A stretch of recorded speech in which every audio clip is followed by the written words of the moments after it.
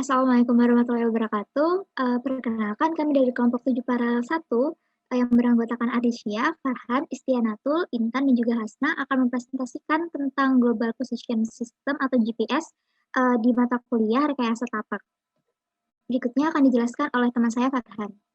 Yang pertama, sejarah perkembangan GPS. Bermula dari Departemen Pertahanan Amerika Serikat memerlukan sebuah teknologi dengan sistem navigasi yang akurat, dapat berfungsi secara global dan tersedia setiap saat, maka terbentuklah teknologi Global Positioning System. Pembuatan GPS ini terinspirasi dari negara Uni Soviet. Pada tahun 1973 dilakukan uji coba satelit Navstar dan merupakan satelit generasi GPS pertama. Pada tahun 1983 GPS mulai digunakan oleh rakyat sipil. Dan pada tahun 1985 sampai 1994 satelit-satelit diluncurkan secara berkala, lalu sebanyak 24 satelit telah mengorbit dengan konflik. Pada April 1995, dideklarasikanlah Navstar sebagai satelit yang memiliki kemampuan untuk beroperasi secara penuh. Perkembangan selanjutnya, GPS mulai dianggap sebuah aset negara, hingga dibentuklah sebuah lembaga yang berfungsi untuk mengatur dan mengelola penggunaan GPS, diaplikasikan pada sebuah telepon genggam dan lain-lain. Dan selanjutnya, kelebihan dan kelemahan GPS. Kelebihannya antara lain yaitu proses navigasi kendaraan lebih mudah, sangat membantu meningkatkan tracking, mudah dalam mengidentifikasi setiap lokasi yang ada di permukaan bumi, lebih ringkas dan mudah digunakan dibandingkan peta konvensional, dan penggunaan GPS tracking bisa meningkatkan keamanan dan kenyamanan. Lalu kelemahan GPS sendiri yaitu penggunaan GPS untuk mengetahui posisi yang mengandalkan setidaknya 3 satelit. Ini tidak selamanya akurat. Terkadang dibutuhkan satu satelit untuk memperbaiki sinyal yang diterima. GPS ini dipengaruhi oleh posisi satelit yang berubah dan adanya proses sinyal yang ditunda. Kecepatan sinyal GPS ini juga seringkali berubah karena dipengaruhi oleh kondisi atmosfer yang ada. Selain itu, GPS juga mudah berinterferensi dengan gelombang elektromagnetik lainnya. Selanjutnya ada cara kerja GPS.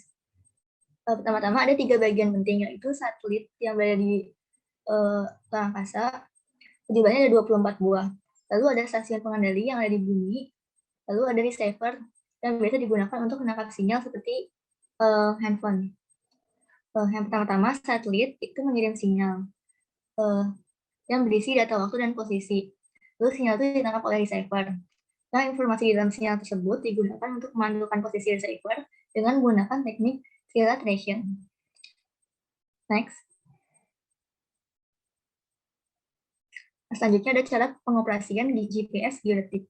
GPS geodetik ini biasa digunakan untuk peta untuk pemetaan survei. Nah, yang pertama adalah nyalakan ePOS GPS dengan menggunakan tombol power. Lalu atur waktu pada home. Lalu jalankan program Field Surveyor. Lalu untuk mengatur satuan pilih device menu, lalu setting unit. Untuk memulai pengukuran statik, maka pilih statik pada mode. Lalu isi data yang meliputi poin atau nama file pengukuran, kode pengukuran, dan height atau ketinggian dasar tanah dengan ePOS receiver. Lalu pastikan satelit telah mencukupi minimal 4 untuk proses pengambilan data. Lalu klik MSR untuk memulai perekaman data. Nah, kecepatan download ini dipengaruhi oleh satelit. Nah, kemudian pastikan 3 receiver menekan tombol MSR secara bersama-sama. Lalu setelah selesai, klik tombol rek secara bersama-sama di 3 receiver. Maka data akan otomatis tersimpan. Apabila telah selesai, matikan recon dengan cara klik tombol off. Lalu pastikan alat dalam keadaan api. Next. Selanjutnya untuk manfaat dan fungsi GPS. Jadi manfaat utama GPS itu memberikan posisi di permukaan bumi dan kecepatan 3 dimensi serta informasi mengenai waktu secara berkesinambungan di seluruh dunia tanpa bergantung waktu dan cuaca bagi banyak orang. Lalu GPS juga dapat digunakan dalam pengambilan data titik infrastruktur atau data spasial untuk perencanaan ruang. Selanjutnya, nah untuk keakuratan GPS, jadi GPS ini kan tipenya ada yang navigasi dan juga geodetik. Nah, untuk yang GPS geodetik, menurut Hadi 2019, dalam penelitiannya ditemukan bahwa kepresisian GPS geodetik itu antara 0,081 meter sampai 0,789 meter. Lalu, untuk GPS navigasi, menurut Oklilas et al. 2015, yaitu sebesar 10,9489 meter. Baik, selanjutnya untuk penerapan GPS dalam survei dan juga pemetaan. Jadi GPS ini akan diaplikasikan dalam pengadaan titik-titik kontrol pada orde 2 atau lebih rendah untuk keperluan pemetaan termasuk dalam pemotretan udara, survei rekayasa, survei pertambangan, maupun untuk perekonstruksian titik-titik. Di samping itu, GPS juga mempunyai peran dalam penentuan azimut dan juga beda ketinggian antara kedua titik. Metode penentuan posisi dengan GPS dapat digunakan secara optimal dan juga efisien melalui metode survei GPS statik singkat, stop and go, ataupun speedokinematik. Dengan adanya sistem-sistem integrasi GPS, LPS, dan GPS Total Station, peran dan juga kontribusi GPS dalam pengadaan titik kontrol ini dan juga pengukuran detail akan semakin besar. Berikut ada ilustrasi aplikasi GPS. Yang pertama itu ada penentuan titik-titik kontrol survei dan juga pemetaan, ada penentuan dan juga rekonstruksi batas kawasan, penentuan kemiringan lereng atau lahan ataupun beda ketinggian, penentuan dan rekonstruksi arah di lapangan, pengadaan titik kontrol pemetaan udara, penentuan dan rekonstruksi trase jalan, saluran irigasi, aliran sungai, dan lain-lain, penentuan posisi dan rekonstruksi lokasi pengambilan sampel tanah, sumur bor, mata air, sampel pohon, dan sebagainya. Dan untuk keunggulan survei GPS dibandingkan survei terestris itu yang pertama ada pada survei GPS ini tidak memerlukan saling keterlihatan antar titik, berbeda dengan survei terestris. Dan karena itu jaringan GPS pun bisa untuk spasi jaraknya itu relatif jauh sampai puluhan atau bahkan ratusan kilometer, sedangkan untuk survei terestris terbatas sampai ratusan meter saja. Pelaksanaan survei GPS dapat dilakukan baik siang maupun malam serta dalam segala situasi kondisi cuacanya. Pada survei dengan GPS pun koordinat titik-titik ditentukan dalam 3 dimensi, yaitu pada posisi horizontal dan juga vertikal, sedangkan pada survei terestris hanya pada posisi horizontal saja. Oke, yang selanjutnya ada metode penentuan posisi dengan GPS. Nah, metode penentuan posisi dengan GPS ini ada 2 metode. Yang pertama ada metode absolut atau biasa kita sebut point positioning.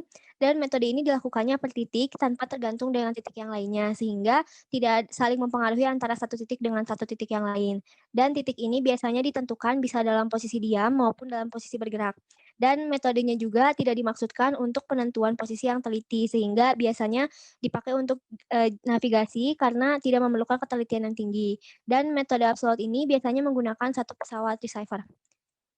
Lanjut. Dan selanjutnya ada metode diferensial. Nah, bedanya dengan metode absolut, untuk metode diferensial ini menggunakan 2 receiver atau lebih. Dan biasanya menentukan posisinya ini ada suatu titik yang ditentukan secara relatif terhadap titik yang lainnya, yang telah diketahui koordinatnya, yaitu biasanya stasiun referensi. Jadi nanti satu titiknya itu dijadikan sebagai acuan dan biasanya dipasang di satu muka bumi sebagai referensi bagi titik yang lainnya. Dan ketelitiannya ini sangat tinggi, bisa digunakan untuk survei dan pemetaan. Ini ada contoh gambarnya untuk yang statik dan juga kinematik. Next. Selanjutnya ada data GPS. Jadi dari metode yang tadi sudah dihasilkan, itu nanti akan dihasilkan data atau datum yang ada 2 macam, yaitu ada vertikal dan juga horizontal. Nah, untuk yang datum horizontal ini biasanya berbentuk koordinat peta atau yang biasa kita kenal itu X dan Y. Dan untuk datum vertikalnya ini, dia berbentuk elevasi dan kedalaman, biasa digunakan untuk peta topografi maupun batimetri.